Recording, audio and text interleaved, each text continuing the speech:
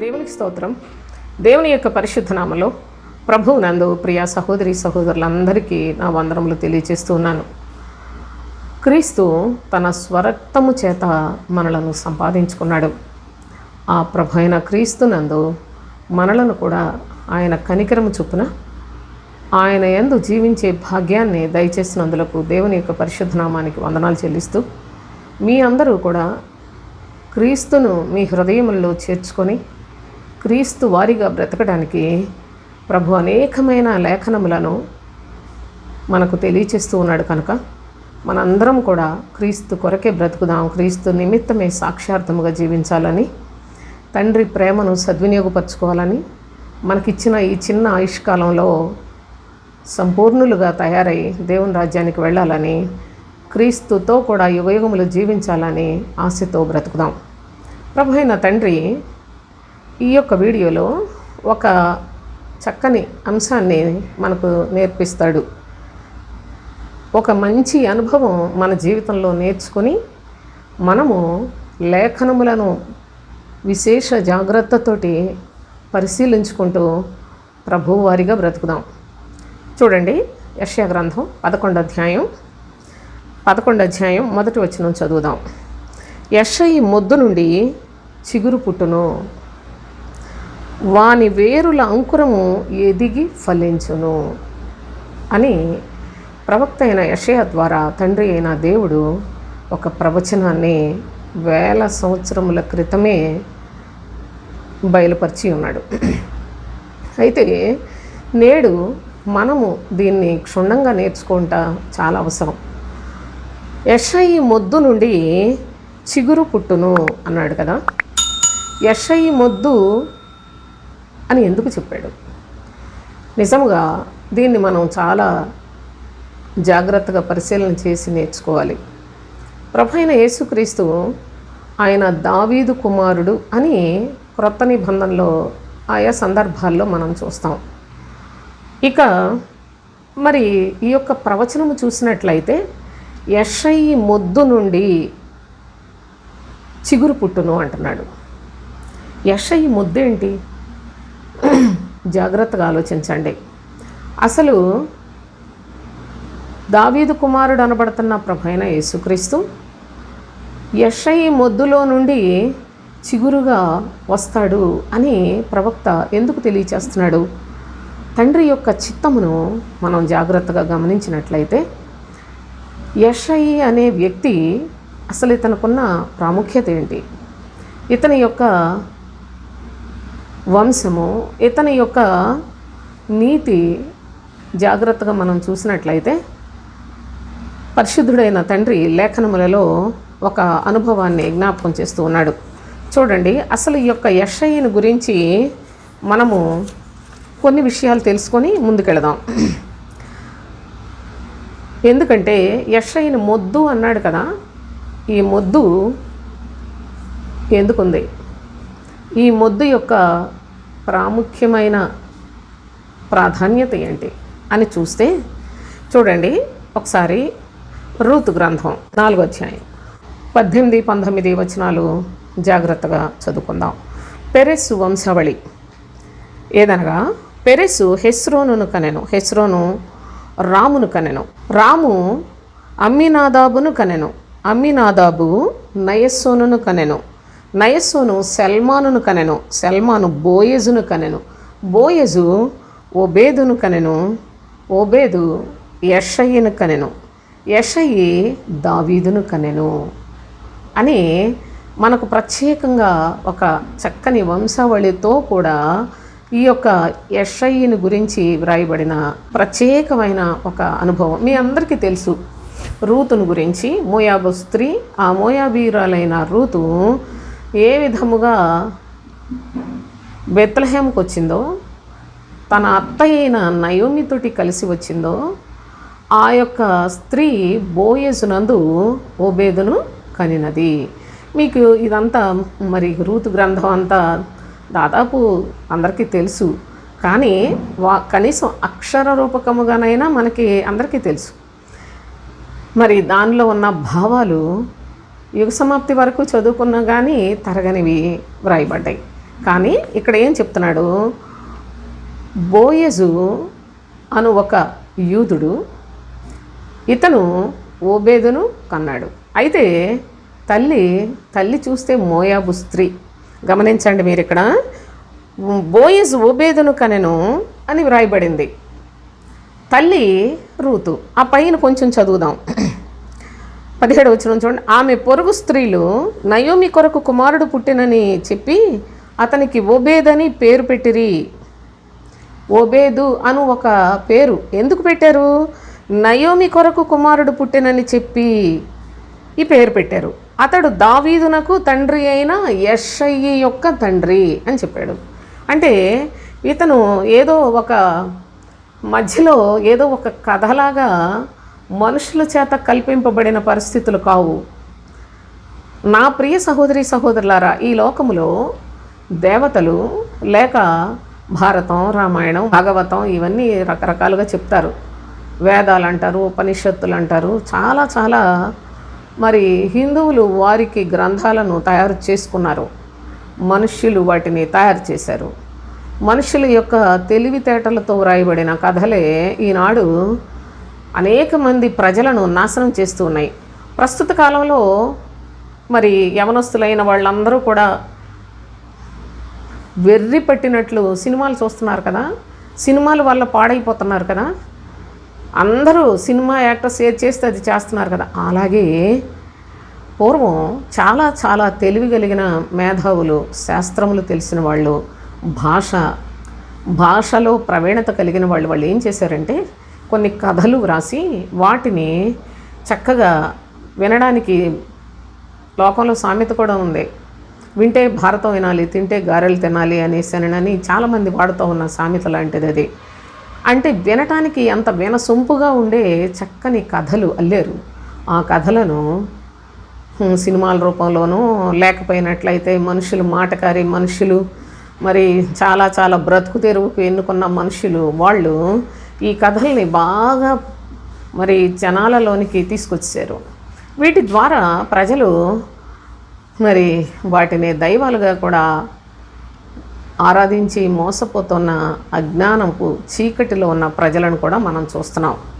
అయితే దేవుడు తన యొక్క మహోన్నతమైన కృపచేత ఈ ప్రదేశానికి వెలుగును పంపించకపోయినట్లయితే మరి ఎన్నటికీ చీకటి బ్రతుకులే. కానీ దేవుడు తన కృపచేత సువార్తను ఏ విధం చేతనైనా ఈ యొక్క దేశంలోనికి కూడా పంపించాడు కనుక ఆయన మహా కనికరాన్ని మన వంటి వారికి చూపించి ఈనాడు క్రైస్తవులుగా బ్రతుకుతున్నాం కనుక, క్రీస్తు వెలుగులో బ్రతుకుతున్నాం కనుక మనకి ఏది మంచి, ఏది చెడ్డ, ఏది చెయ్యాలి, ఏది చేయకూడదు, ఏది మనుషుల కథలు, ఏది సృష్టికర్త దేవుని దగ్గర నుండి వచ్చిన ఆధారములతో కూడిన చరిత్రతో కూడిన సంగతులు, విశ్వాసముతో కూడి వాటి యందు నమ్మిక ఉంచిన వారు పరలోక రాజ్యానికి వెళ్ళే సంగతులు ఏవి అని మనకు స్పష్టముగా పరిశుద్ధుడైన తండ్రి తెలియచేయటానికి చాలా చక్కటి మార్గాన్ని చూపించాడు.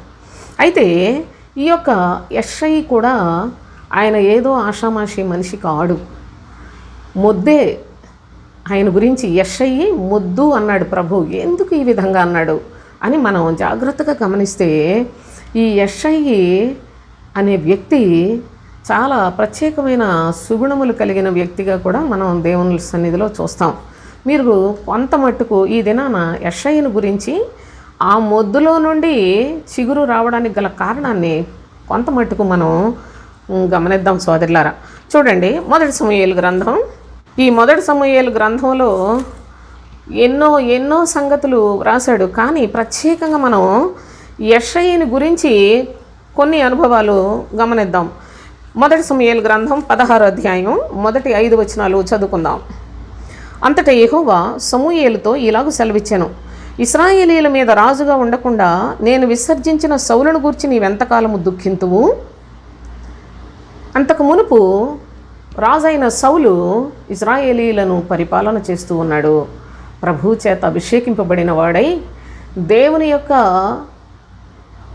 చిత్త ప్రకారముగా, మనుషులు ఇష్ట ప్రకారముగా, మనుష్యులు కోరుకున్నట్లుగా సౌలు రాజయ్యాడు. అయితే ఆ సౌలు దేవుని యొక్క మాటలు విసర్జించాడు కనుక దేవుడు అతనిని విసర్జించాడు. సోదరులారా చూడండి, ఇశ్రాయేలీయుల మీద రాజుగా ఉండకుండా నేను విసర్జించిన సౌలును గూర్చి నీవెంతకాలము దుఃఖింతువు? నీ కొమ్మును తైలముతో నింపుము, బెత్లెహేమీయుడైన యెషయి యొద్దకు నిన్ను పంపుచున్నాను. దేవుని చేత యెషయి మరి గుర్తింపబడిన వాడిగా లేఖనాల్లో చూడండి. యెషయి యొద్దకు నిన్ను పంపుచున్నాను. ఎవరైతను? బెత్లెహేమీయుడు. బెత్లెహేము అనగా అన్నవరము. ఎంత చక్కని భావాన్ని దాన్ని కూడా అపవాది కాజేసిందండి. బెత్లెహేము ఆ ఊరుకు సంబంధించిన యెషయి యొద్దకు నిన్ను పంపుచున్నాను. అతని కుమారులలో ఒకని నేను రాజుగా నియమించుదును అని చెప్పాడు తండ్రి. అప్పుడు సమూయేలు, నేనెట్లు వెళ్ళుదును? నేను వెళ్ళిన సంగతి సౌలు వినిన ఎడల అతడు నన్ను చంపుననగా యెహోవా, నీవు ఒక పెయ్యను తీసుకొని పోయి యెహోవాకు బలి పశువును వధించుటకై వచ్చితినని చెప్పి యెషయిని బలి అర్పణమునకు పిలువుము. అప్పుడు నీవు చేయవలసిన దానిని నీకు నేను తెలియచేతును. ఏమండి, దేవుని యొక్క ఆలోచనలు చాలా జాగ్రత్తగా చూడాలి. అసలు సౌలు రాజుగా ఉన్నాడు. సౌలుని దేవుడు తృణీకరించాడు. సౌలు యొక్క చెడుతనమును బట్టి తృణీకరించినప్పుడు ఆనాడు ప్రవక్త అయిన సమూయేలు అతను జాగ్రత్తగా దేవుని యందు భయభక్తులు కలిగి బాల్యం నుండి కూడాను ప్రభువు కొరకు ప్రతిష్ఠించబడిన ఇశ్రాయేలీలకు ప్రవక్తగా ప్రతిష్ఠించబడిన వ్యక్తిగా చాలా భయభక్తులు కలిగి బ్రతుకుతున్నాడు. అయితే ఈ యొక్క సమూయేలు, అయ్యో రాజైన సౌలు ఏంటి అసలు ఈ విధంగా చేసి ఎందుకు దేవుని కృపను పోగొట్టుకున్నాడని చాలా బాధపడుతూ అతను ఏం చేశాడు అంటే చాలా దుఃఖముతోటి ఎంతో మానసికంగా బాధను అనుభవిస్తూ ఉన్న దినములు. అప్పుడు ప్రభువే తన ప్రవక్త అయిన సమూయేలును, ఎందుకయ్యా నువ్వు దుఃఖిస్తావు? నీవు యెషయి అనే బెత్లెహేమీయుడైన ఒక మనుషుని దగ్గరికి వెళ్ళాలి. అతని కుమారులలో నేను ఒకరిని రాజుగా చేయబోతూ ఉన్నాను, నువ్వు అక్కడికి వెళ్ళు అనేసి అని చెప్తున్నాడు. అయితే సమూయేలు, అమ్మో నేను గనక అక్కడికి వెళ్ళానని తెలిస్తే సౌలు నన్ను చంపేస్తాడు కదా. అంటే రాజు ప్రవక్త ఎడల ప్రవక్త ఏదైనా తనకు ఇబ్బంది కలిగే పని ఏదన్నా చేయటానికి వచ్చాడేమో అని అనుకుంటేనే ప్రవక్తలను చంపే అంత క్రూరత్వంతో ఉన్నాడా? ఇక్కడ వ్రాసిన లేఖనాలను బట్టి ఉన్నాడనే మనకు అర్థమవుతుంది. కనుక సౌలు దేవుని యొక్క కృపను పోగొట్టుకున్నాడు, దేవుని యొక్క ఆత్మను పోగొట్టుకున్నాడు. అంతేకాదు దేవుని చేత విసర్జింపబడ్డాడు, కేవలము దేవుని ఆజ్ఞలను మీరిపోయినందున. అయితే అది జరిగి ఎంతో కాలం కావటం లేదు. సౌలును రాజుగా చేసి అప్పటికి ఎన్నో సంవత్సరాలు అవ్వలేదు సోదరులారా. ఇంతలోనే ప్రభువు ఎంత తొందరపడి మరలా రాజును అభిషేకించాలని కోరుకోవడానికి అసలు ఆయన ఆలోచనలు చూడండి ఎంత గంభీరమైనవో. అయితే ఎవరి కుమారుడిని రాజుగా చేయాలనుకుంటున్నాను అని యెషయి కుమారులలో ఒకనిని నేను రాజుగా చేయబోతున్నాను అన్నాడు. సరే, అప్పుడు తండ్రి అంటున్నాడు, సమూయేలు నీవు భయపడాల్సిన పని లేదు, నీవు దేవునికి ఒక బలి అర్పణ అర్పించినట్లుగా వెళ్ళు, అక్కడికి యెషయిని కూడా పిలిపించు, అక్కడ నీకు ఏమి జరగాలో నేను అది మాట్లాడతాను అని చెప్పాడు. కనుక 3వ వచనం, యెషయిని బలి అర్పణమునకు పిలువుము, అప్పుడు నీవు చేయవలసిన దానిని నీకు తెలియచేతును, ఎవని పేరు నేను నీకు చెప్పుదునో అతనిని నీవు అభిషేకింపవలెనని సెలవీయగా సమూయేలు యెహోవా ఇచ్చిన సెలవు చొప్పున బెత్లెహేమునకు వెళ్ళెను. ఆ ఊరి పెద్దలు అతని రాకకు భయపడి, బెత్లెహేము ఊరి పెద్దలు అసలు సమూయేలు వచ్చాడంటేనే భయపడిపోయారట. అంటే ఏదో పని మీద దేవుని చేత పంపబడ్డాడు దేవుని ప్రవక్త, ఏ కబురు తెస్తాడో అన్నంత భయము ఆ దినములలో ఉండేది సోదరులారా. ఈ దినాల్లో ప్రజలకు అసలు దేవుని యొక్క భయం లేదు. దేవుని యొక్క ప్రవక్తలు ప్రస్తుత కాలంలో ఎవరు లేరు. దేవుని యొక్క పరిశుద్ధమైన నామములో పనిచేసేవారు తమ్మును తాము అర్పణ చేసుకొని పనిచేసేవారు ఎవరున్నారండి? కనుకనే ఈ దేవుని పనివారు అనబడుచున్న బోధకులు, పాస్టర్స్, వాళ్ళు విపరీతముగా అంతకంతకు వారి సంఖ్య పెరిగిపోతోంది. కానీ దేవుని మనుషులు ఎవరు లేరండి. కనుక ప్రజలకి భయం లేదు, పాస్టర్లకు అంతకంటే భయం లేదు. ఏదో విధంగా భక్తి చేసుకుంటున్నామని ఎవరి తృప్తికి వాళ్ళు వారి హృదయములను మోసం చేసుకొని ఎవరు మట్టుకు వాళ్ళు మేము కూడా చర్చికి వెళ్తున్నాం అనుకునే భ్రమపరచు ఆత్మ ఏలుబడిలో ఈనాడు క్రైస్తవ్యం అంతా క్షీణించిపోతూ ఉంది. కనుక దేవుని యొక్క లేఖనములలో చూడండి, ఎప్పుడైతే సమూయేలు బెత్లెహేముకు వెళ్ళాడో ఆ ఊరి పెద్దలకు భయం వేసిందట. వారు భయపడి సమాధానముగా వచ్చుచున్నావా అని అడగగా అతడు సమాధానముగానే వచ్చితిని, మీరు శుద్ధులై నాతో కూడా బలికి రండని చెప్పి యెషయిని అతని కుమారులను శుద్ధి చేసి బలి అర్పించెను. యెషయిని అతని కుమారులలో ఒకరిని నేను రాజుగా చేసుకుంటానని చెప్పాడు కనుక మొత్తాన్ని శుద్ధి చేసి దేవుని సన్నిధిలో ఒక బలి అర్పించినట్లుగా చూస్తున్నాం. వారు వచ్చినప్పుడు ఇక అక్కడ నుంచి మీరు గమనిస్తే ఆ కుమారులు వరుసపెట్టి వస్తున్నారు. ఇతను కాదు, సమూయేలేమో ఇతనేనేమో అనుకుంటాడు, దేవుడేమో ఇతను కాదని చెప్తాడు. ఇతను పెద్దగా మంచి ఎత్తుగా ఉన్నాడు, చక్కగా కనిపిస్తున్నాడు, చాలా బాగా ఉన్నాడు, జనులందరి మధ్యలో ఘనంగా ఉంటాడు అని ప్రవక్త అయిన సమూయేలు తలంచుచున్నాడు. కానీ ప్రభు ఇతను కాదు అన్నాడు. చూడండి, ఈ విధముగా 10వ వచనం చూడండి.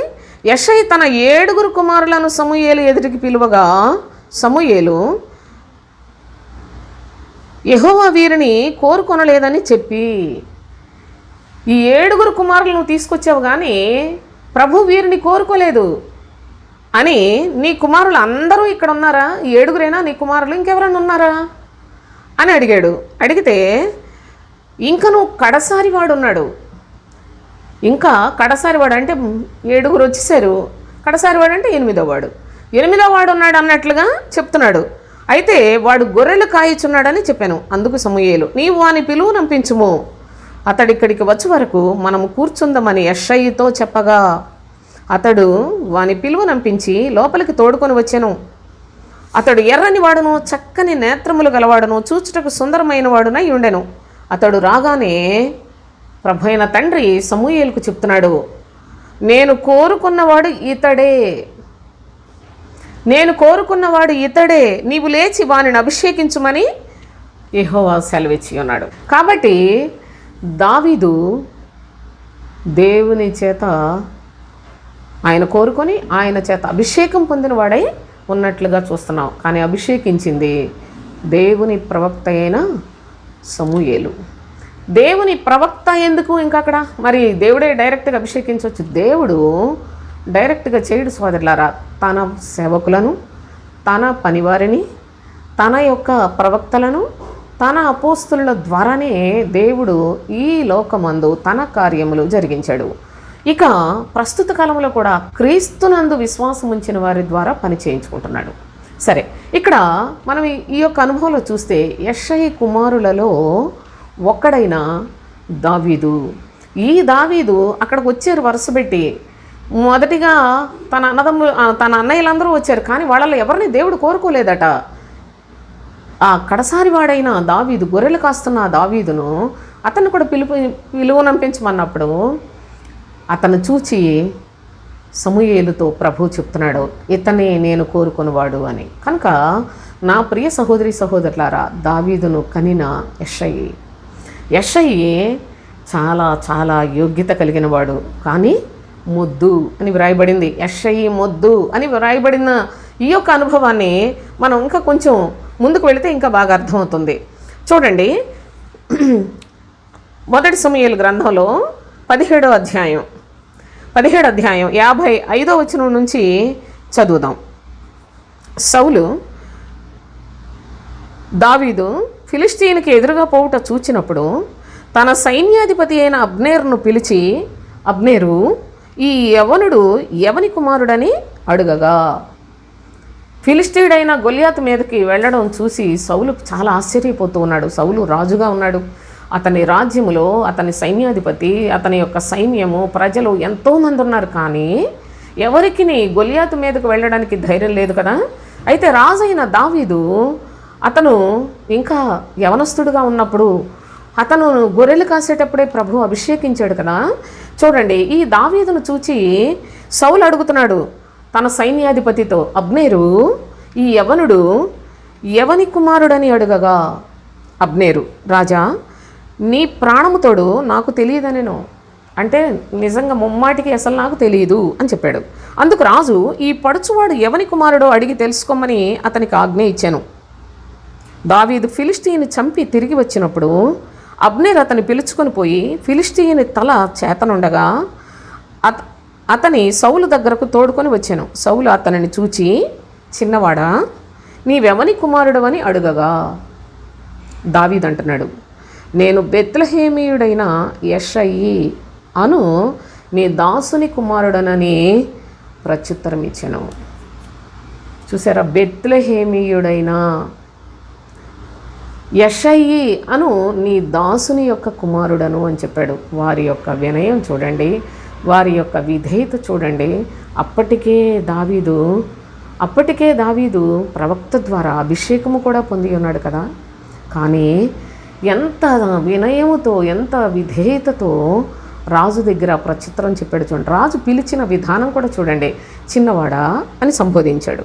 అంత చిన్న కుర్రాడు గొలియాతును చంపి గొలియాతు తల తీసుకొని అతని ఖడ్గాన్ని ఒక చేత పట్టుకొని, ఒక చేతిలోనేమో గొలియాతు తల, ఒక చేతిలో గొలియాతు ఖడ్గాన్ని పట్టుకొని వచ్చిన వీరుడు సోదరులారా. ఇటువంటి కుమారుణ్ణి కనిన తండ్రి యెషయి. నీవెవరబ్బాయివి అంటే ఖచ్చితంగా అడ్రస్ ఏంటి, నేను ఫలానా వ్యక్తికి కుమారుడను అని చెప్పుకోవాలి కదా. ఇప్పుడు ఈ కాలంలో, ఈ లోకంలో, ఈ దేశంలో నానా రకాల ఆ కార్డులు అంటారు, ఈ కార్డులు అంటారు, ఏంటేంటో అసలు ఇదంతా పెద్ద అయోమయం, ఇదంతా మాయాలోకం. అంటే ఇక్కడ జరుగుతున్నది ఇంకా ఘోరమైన మాయ తంత్రములతో కూడిన లోకం సోదరులారా. ఈ దేశంలో ఈ పరిస్థితులన్నీ బహుభయంకరంగా ఉన్నాయి. అవి గ్రహించుట దేవుని జ్ఞానం కలిగిన వారికే సాధ్యము.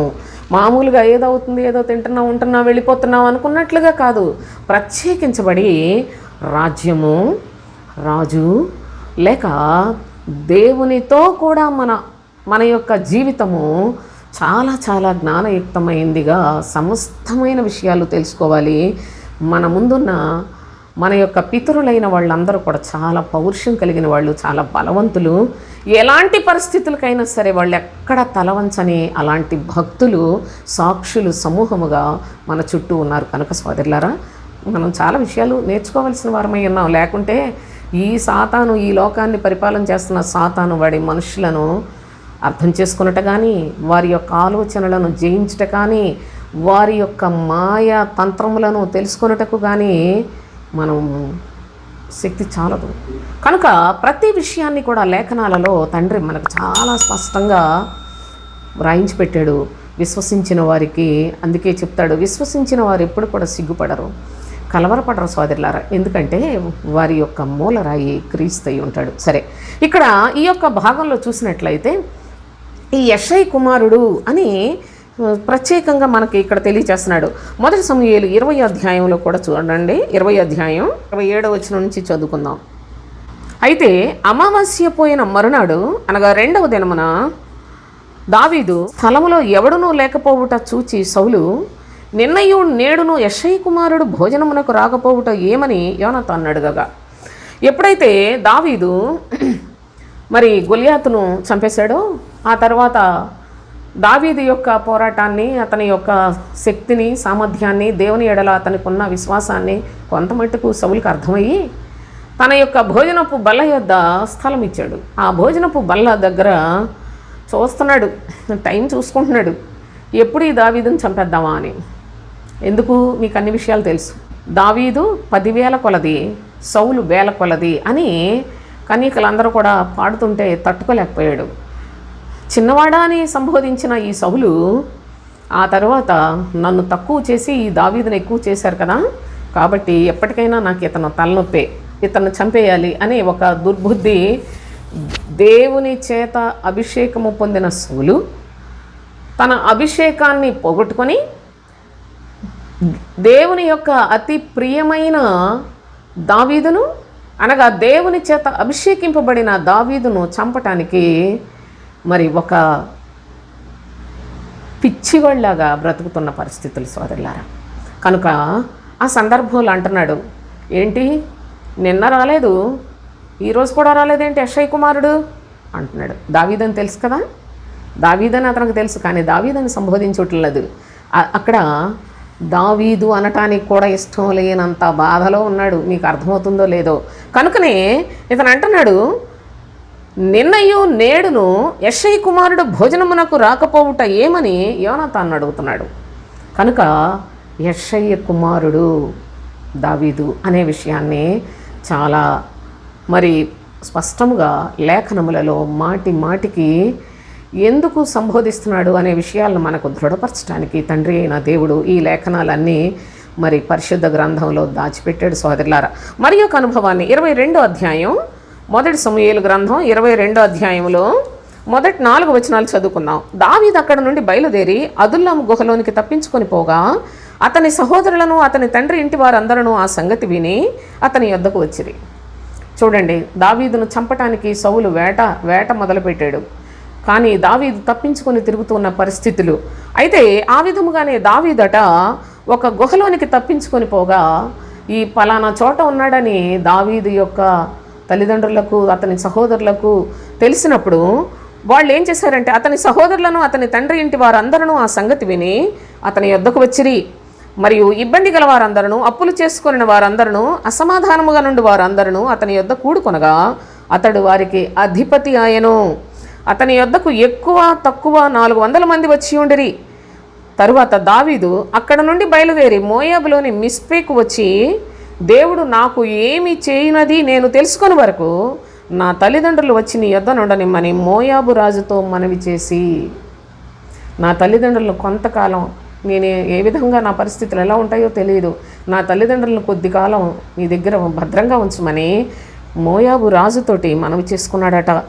అతని యొద్దకు వారిని తోడుకొని పోగా దావీదు కొండలలో దాగి ఉన్న దినములు వారు అతని యొద్ద కాపురం ఉండిరి.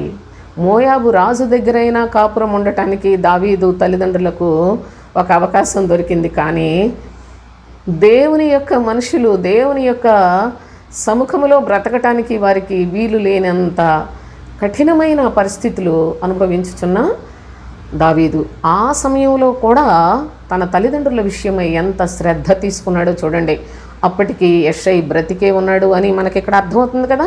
యెషయి అతని భార్య, వీళ్ళు దేవుని ఎడల చాలా భయభక్తులు కలిగిన వారు. అందుకే ఒక సందర్భంలో దావీదు మహారాజు నేను నీ యొక్క సేవకుడను, నీ సేవకురాలి కుమారుడను అంటాడు. దావీదు యొక్క తల్లిదండ్రులు అనగా యెషయి ఆయన భార్య చాలా భక్తి కలిగిన వారిగా కూడా దేవుని యొక్క లేఖనాల్లో మనం చూడగలం సోదరులారా. అయితే మరి యొక్క అనుభవాన్ని మనం గమనించినట్లయితే మత్తయి సువార్త 1వ అధ్యాయం 2-3 వచనాలు చూడండి. అబ్రహాము ఇస్సాకును కనెను, ఇస్సాకు యాకోబును కనెను, యాకోబు యూదాను అతని అన్నదమ్ములను కనెను, యూదా తామారు నందు పెరెసును జరహును కనెను, పెరెసు యెస్రోమును కనెను, యెస్రోము ఆరామును కనెను, ఆరాము అమ్మీనాబాదును కనెను, అమ్మీనాబాదు నయస్సోనును కనెను, నయస్సోను సల్మానును కనెను, సల్మాను రాహాబు నందు బోయజును కనెను, బోయజు రూతు నందు ఓబేదును కనెను, ఓబేదు యెషయిను కనెను, యెషయి రాజైన దావీదును కనెను. అనగా యెషయి యూదా వంశస్థుడు. యూదా వంశపు సామ్రాజ్యాన్ని స్థాపించే రాజును కనిన నిజంగా ఘనుడైన దేవునికి ప్రియుడైన దావీదును కనినంత గొప్ప తండ్రిగా యెషయి ఉన్నాడు. బాగుంది. ఇంతవరకు నేను కొన్ని విషయాలు మీకు యెషయిని గురించి చెప్పాను. ఎందుకంటే యెషయి మొద్దు అన్నాడు. అసలు మనకు అక్కడ దేవుడు ప్రవచనం మనకు యెషయిని గురించి ప్రత్యేకంగా వ్రాసాడు. కనుక యెషయిలో అసలు అతని యొక్క స్థితిగతులేంటి, అతని పరిస్థితులేంటి మనకు తెలియాలి. అది ఎక్కడ దేవుని యొక్క ఆలోచన, దేవుని యొక్క ఆశీర్వాదం, దేవుని యొక్క రాజ్యము, క్రీస్తు రాజ్యములో మన యొక్క నివాసాన్ని సంపాదించుకునే విధానము, వీటన్నిటినీ కూడా ఎంత స్పష్టముగా ఆది కాండంలో నుండి మనకు క్రమముగా వ్రాసిన ఈ యొక్క లేఖనములు వంశావళులు చాలా చాలా చాలా ప్రాముఖ్యమైనవి సోదరులారా. ఇవి లేకపోయినట్లయితే మన మాటలు కూడా, దేవుని గురించిన మాటలు కూడా ఏదో గాలి మాటలా ఉంటాయి. ఇప్పుడున్న ఈ యొక్క అదేంటి మత గ్రంథాలన్నీ కూడాను అవన్నీ గాలి మాటలు లాంటివే, ఒట్టి మాటలే సోదరులారా. కానీ మన దేవుని యొక్క వాక్కు స్థిరమైనది, మన దేవుని యొక్క వాక్యము శాశ్వతమైనది. మన దేవుడు సృష్టికర్త. ఆయన సృష్టిని, దాని యొక్క సమస్తాన్ని ఏ విధముగా నిర్వహిస్తున్నాడు, ఆయన కోరుకున్న వారెవరు, ఆయన అసహించుకున్న వారెవరు, ఆయన రాజ్యం ఏంటి, ఆయన యొక్క రాజ్యమునకు యోగ్యులెవరు, ఇలాంటి అనుభవాలు మొత్తం పరిశుద్ధ గ్రంథంలో చాలా చాలా మర్మయుక్తముగా విశ్వసించిన వారికి బహు ధారాళముగా మనకు అనుగ్రహించు మన తండ్రి ఆయన కృపకు ఈనాడు మనము కూడా పాత్రులుగా చేసినందుకు పరిశుద్ధుడైన ప్రభు పాదములకు నిత్యము స్తుతులు చెల్లిస్తూ ఆయనకు రుణస్థులమని భావిస్తూ ఆయన కొరకే బ్రతుకుట ధర్మము సోదరులారా. ఎంత మంచి సంగతులను తన పిల్లల కొరకు తండ్రి అనుగ్రహించాడు. ఇది తెలియని వాడికి, అంత గ్రుడ్డివాడికి అంత అయోమయంగా ఉంటుంది. కానీ కన్నులు తెరచిన వానికి దేవుని యొక్క లేఖనములు చదువుకోవటం, వాటిని చూసుకొని అలాగా నా తండ్రి నా దేవా అని అనుకోవడం వరకే తెలుస్తుంది. కానీ మనస్సు తెరిచిన వానికి సమస్తము తేటపరచబడతాయి సోదరులారా. ఈ విషయాలను కూడా మీరు చాలా జాగ్రత్తగా గమనించాలి. అయితే దేవుని యొక్క మహాకృపను బట్టి ప్రభు అయిన తండ్రి యెషయి మొద్దు నుండి చిగురు పుట్టును అన్నాడు కదా. మరి యెషయి మొద్దు అని వ్రాయడానికి గల కారణము, యెషయి ప్రభు యొక్క అభిషేకము పొందిన వ్యక్తి కాడు. గమనించాలి. చాలా నీతిమంతుడు, చాలా దేవుని సన్నిధిలో భయభక్తులు కలిగి జీవిస్తున్నాడు.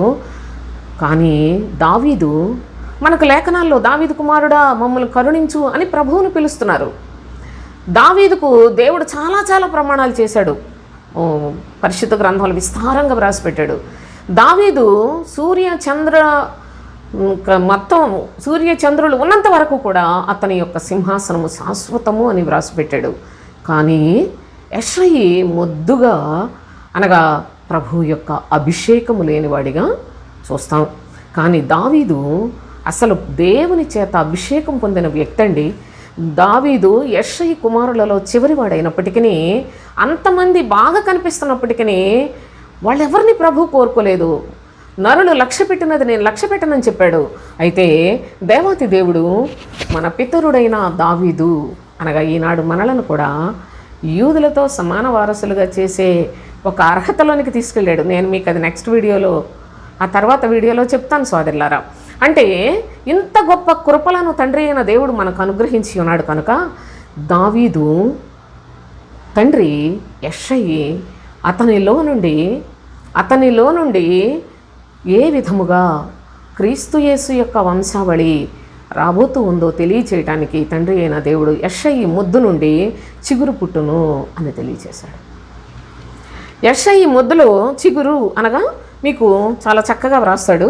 చూడండి, జకర్యా గ్రంథంలో ప్రవక్త అయిన జకర్యా ద్వారా ఒక ప్రవచనాన్ని చదువుకుందాం. చూడండి, జకర్యా గ్రంథం 6వ అధ్యాయం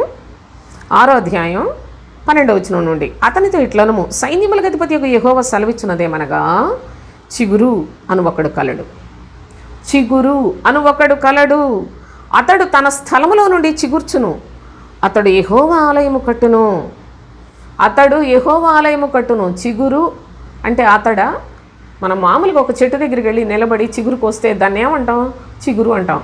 కానీ ఈ చిగురు మామూలుగా కొంతసేపటికి వాడిపోతుంది.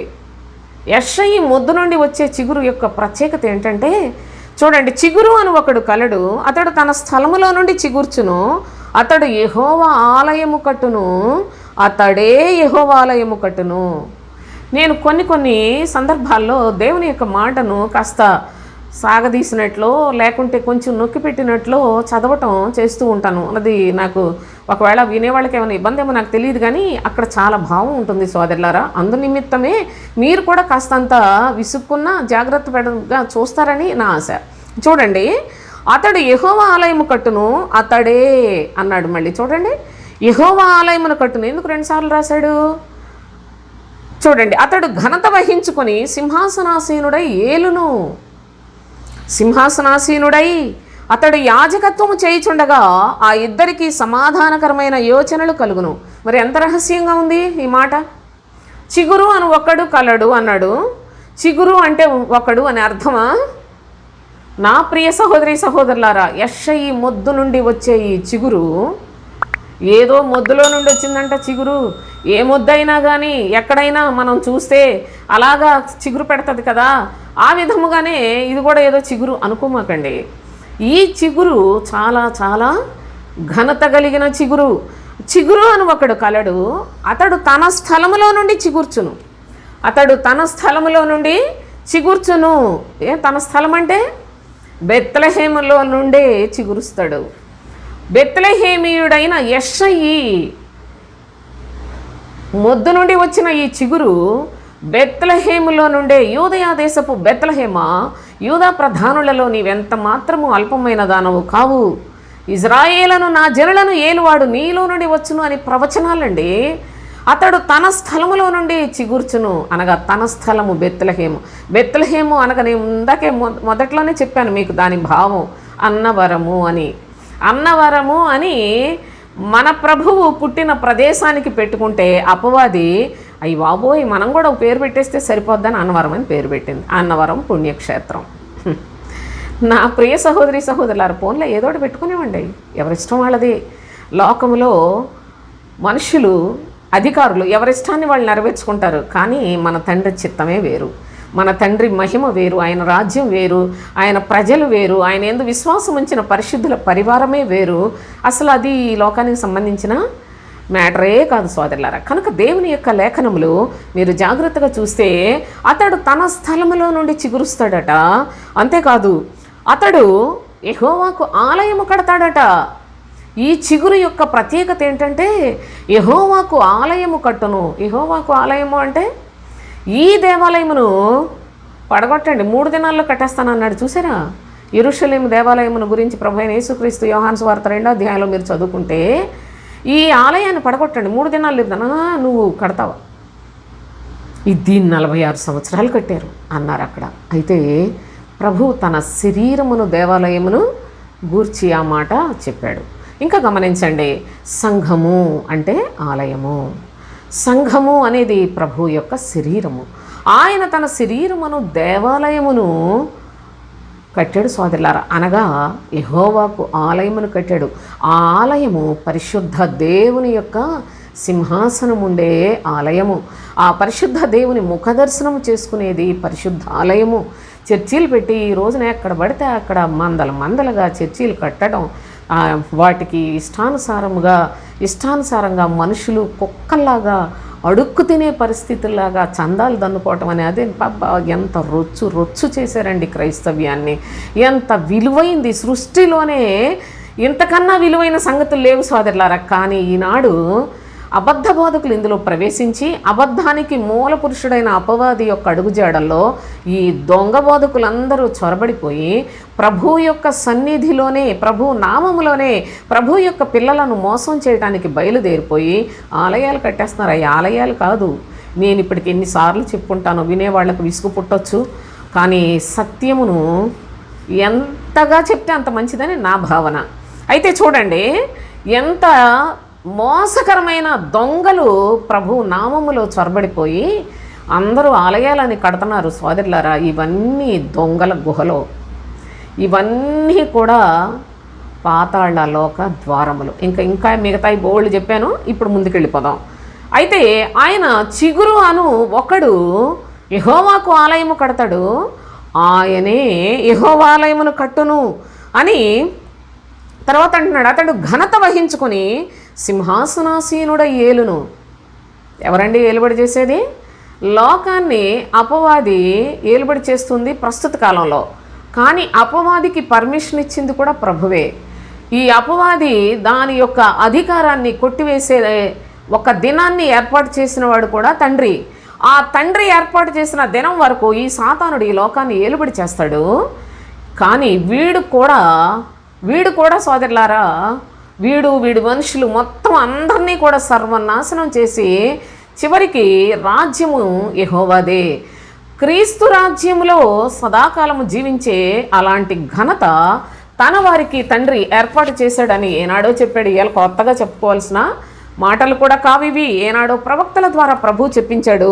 అయితే అది మనము కూడా తెలుసుకోవాలి కనుక మనం కూడా చెప్పుకొనుట జరుగుతుంది. చూడండి, అతడే యెహోవాలయం కట్టును, అతడు ఘనత వహించుకొని సింహాసనాసీనుడై ఏలును.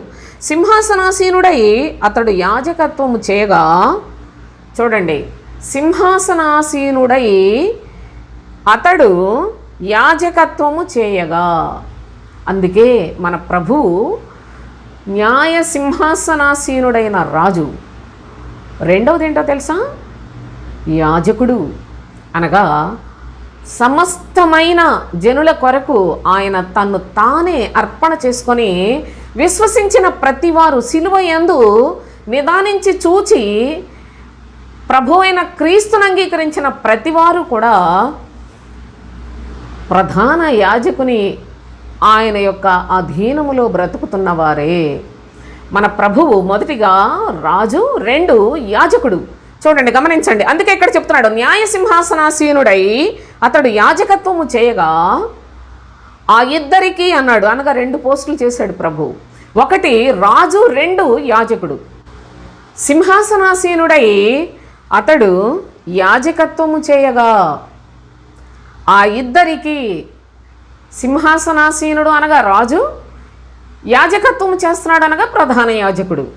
ఆ ఇద్దరికి అనగా ప్రభు ఒక్కడే ఈ సృష్టిలోనే రెండు భారమైన పనులు చేశాడండి.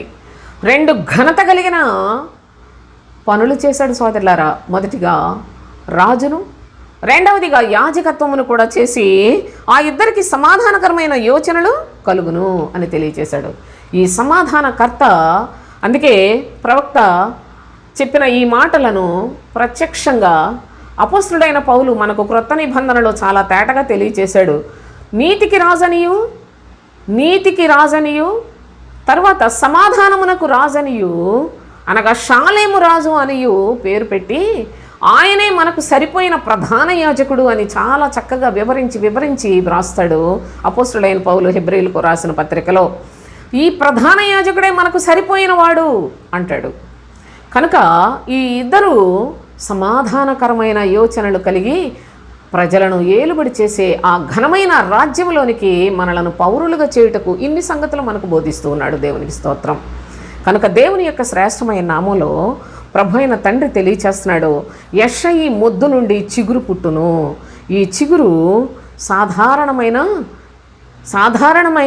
మాట కాదు సోదరులారా. ఇది సమస్తమును ఏలబోవు ప్రభు అయిన క్రీస్తు రాజ్యమును గురించిన ప్రత్యక్షమైన ప్రవచనములుగా మనకు చదువుకుంటాం. కానీ మనం అందరం కూడా ఈ మాటలు చదువుకుంటాం, కానీ వాటిని గూర్చిన వివరణను తండ్రి అయిన దేవుడు చాలా స్పష్టముగా తెలియచేస్తున్నాడు. యెషయి మొద్దుగా ఉన్నాడు, అయితే దావీదు రాజ్యము నిరంతరము నిలుస్తుందని చెప్పే ప్రమాణములో దేవుని యొక్క ప్రియకుమారుడైన క్రీస్తు అను యూదా గోత్రపు సింహము సర్వలోకమునకు విడుదలను విమోచనను కలిగించుటకు తను తానే లోకములో ప్రజల కొరకు లోకరక్షకుడిగా ఆయన అర్పించుకొని ఉన్న అనుభవం సోదరులారా. ఇట్టి దేవుడు ఎక్కడున్నాడండి? ఈ దేవుడు కాక మరి ఎవడున్నాడు సోదరులారా? ఈయనే మనకు విమోచకుడు. అనగా మన పాపముల నుండి, మన శాపముల నుండి మనలను రక్షించి నీతి మార్గమును చూపించి, అనగా క్రీస్తు బోధను నేర్పించి ఆ బోధ ద్వారా ఆత్మ సంబంధులుగా, పరలోక సంబంధులుగా, నిరీక్షణ కలిగిన వారిగా చేసిన ఇంత గొప్ప రాజు మన రాజు, ఇంత గొప్ప విమోచకుడు మన ప్రధాన యాజకుడు. క్రీస్తు అను పస్కా పశువు వధింపబడెను, ఆయనే మనకు ప్రధాన యాజకుడు అని ఎంత స్పష్టంగా లేఖనములలో వ్రాయబడింది. కనుక ప్రతి ఒక్కరూ కూడా దయచేసి ఈ యొక్క అనుభవాన్ని స్పష్టముగా తెలుసుకోనండి సోదరులారా. యెషయి మొద్దు అనడానికి గల కారణాన్ని మనం తెలుసుకున్నాం. అయితే ఇక్కడ ప్రవచనంలో వ్రాయబడిన ప్రకారముగా యెషయి మొద్దు నుండి చిగురు పుట్టును అని చెప్పి మన అంతటితోటి ఊరుకున్నాడా దేవుడు? చూడండి, మరి ఒక మాట చెప్తున్నాడు, వాని వేరుల నుండి అంకురము ఎదిగి ఫలించును అని చెప్పాడు.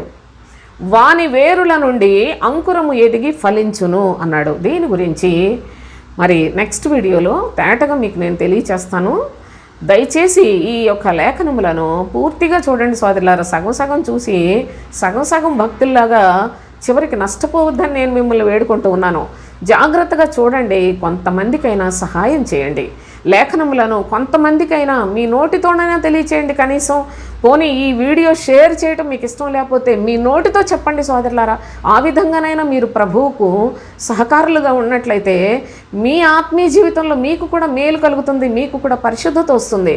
ఈ పరిశుద్ధత రావాలి అంటే ప్రభు పని చేయాలి, లేకుంటే రాదండి. కనుక అదేది కొనుక్కొని తెచ్చుకునేది కాదు పరిశుద్ధత అనేది. హృదయ శుద్ధి అనేది మన శరీరముతో ప్రభు కొరకు పనిచేస్తే హృదయ శుద్ధి వస్తుంది, పరిశుద్ధత వస్తుంది, నీతి యథార్థమైన భక్తి వస్తుంది సోదరులారా. ఆ విధముగా మనం దేవుని యొక్క సముఖములో సదాకాలము ఆయన వారిగా బ్రతుకుటకును, ఈ లోకాన్ని విడిచినప్పుడు నిత్య జీవం పొందటానికి అనేక అర్హతలు కావాలి. అలాంటి అర్హతలు సంపాదించుకుని వారిగా బ్రతకటానికి మనలను మనమే సిద్ధం చేసుకుందాం. దేవునికి స్తోత్రం. నెక్స్ట్ వీడియోలో మరికొన్ని విషయాలు చెప్తాను, ముగించేస్తాను.